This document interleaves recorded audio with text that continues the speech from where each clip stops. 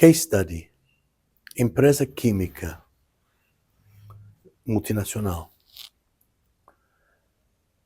A primeira coisa, quando estou chamado para fazer uma investigação, é perguntar qual é o verdadeiro problema do cliente.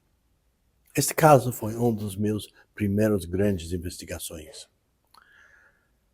Fui chamado um dia para uma reunião no escritório de uma empresa dinamarquesa química no Rio de Janeiro. Eu cheguei na empresa e estava lá o diretor do risco corporativo que veio de Copenhague. Ele estava com cara fechado, bravo.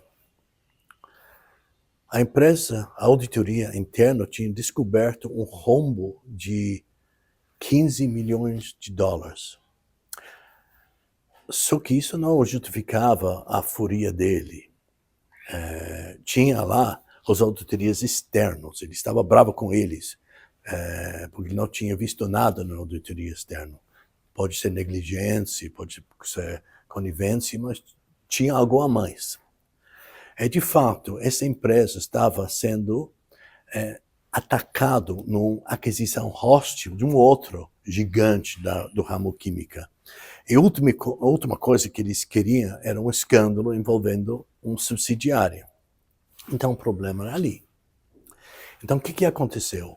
Um grupo no RH estava ressuscitando ex-empregados e gerando pagamentos para esses ex-empregados e roubando dinheiro. Parte do dinheiro foi para o grupo e parte foi para um terceiro. E o problema era o terceiro. Isso era o Joker, o Wild Card. O que era isso? Estava preocupado com isso. Então, eu estruturei uma investigação estratégia. O fio era o terceiro. Vamos seguir o que estava acontecendo ali. E, de fato, o que estava acontecendo? O terceiro pegava o dinheiro, comprava cocaína de um grupo de traficantes e a cocaína passou por um grupo de prostitutas que trabalhava num dos maiores boates de Copacabana e a cocaína foi distribuído pelas plataformas de petróleo em Macaé. E depois o dinheiro foi lavado num banco suíço, que eram valores muito maiores. Eu não queria mostrar o resultado da investigação para a diretoria local, porque eu não tinha certeza se tinha negligência ou até envolvimento.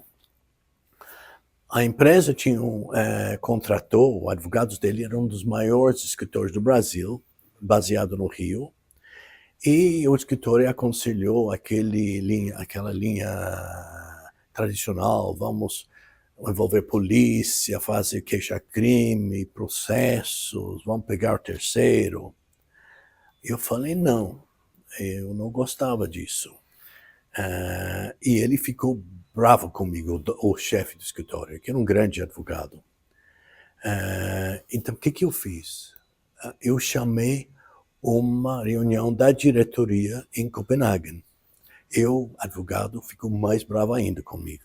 Então, chegando em Copenhague, no hotel, perto do aeroporto, tinha um grupo de escandinávicos com cara fechados, tensos. Eu falei, olha, vamos ver o que a gente sabe e o que a gente não sabe. Você já gastou 500 mil dólares numa investigação. Gastando mais, não vai conseguir mais informações. A gente precisa resolver a situação. Então, o que eu acho? O que eu penso? Primeiro, vamos tentar recuperar o que podemos recuperar dos funcionários. Depois você tem seguros, isso vai pagar mais uma parte. E o resto do dinheiro está perdido. Eu não recomendo processos ou envolver a polícia ou as autoridades. Por quê? Porque o terceiro, esse cara, eles sabem quem são os traficantes, e os traficantes sabem quem é ele. Se ele abre a boca, eles podem matar ele. Então a empresa vai ficar envolvida num escândalo que envolve a polícia. É a última coisa que vocês querem nesse momento e qualquer escândalo. Então, eu recomendo que a gente limpa a empresa, vê todo mundo que estava envolvido, todo mundo que pela responsabilidade ou pela posição na empresa poderia ter visto o que aconteceu, poderia ser negligenciado, conivente, limpa a empresa e vamos tocar a vida para frente. Silêncio. Depois um respiro. E o presidente do conselho falou, graças a Deus, alguém está falando para a gente o que a gente tem que fazer. Caso encerrou, limpei a empresa, bola para frente.